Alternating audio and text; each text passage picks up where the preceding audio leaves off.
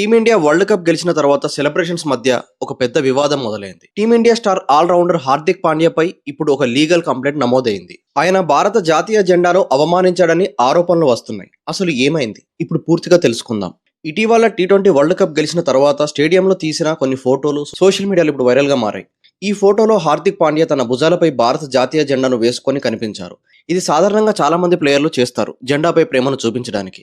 కానీ ఒక ఫోటోలో హార్దిక్ పాండ్యా కింద పడుకొని ఉన్నప్పుడు ఆ జెండా అతని వెనుక భాగంలో కట్టినట్టు కనిపించింది. ఈ ఫోటోను చూసిన తర్వాత పూణేకు చెందిన అడ్వకేట్ వాజిద్ ఖాన్ పోలీసులకు అధికారంగా కంప్లైంట్ ఇచ్చారు. ఆయన చెప్పిన ప్రకారం 1971 నేషనల్ ఫ్లాగ్ యాక్ట్ ప్రకారం జాతీయ జెండా గౌరవాన్ని కాపాడడం ప్రతి ఒక్కరి బాధ్యత.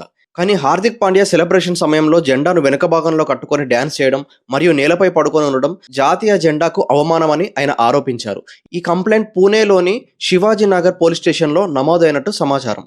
ఈ ఘటనపై సోషల్ మీడియాలో మాత్రం విభిన్నమైన అభిప్రాయాలు వస్తున్నాయి.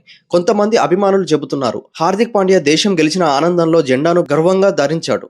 ఇంకొంతమంది మాత్రం జాతీయ జెండా విషయంలో చిన్న పొరపాటు కూడా చేయకూడదని అంటున్నారు. ఇప్పటి వరకు ఈ వివాదంపై హార్దిక్ పాండ్యా లేదా బీసీసీఐ అధికారంగా స్పందించలేదు. మరి ఈ కంప్లైంట్ కేసుగా మారుతుందా లేదా ఇది సోషల్ మీడియా వివాదంగానే ముగుస్తుందా?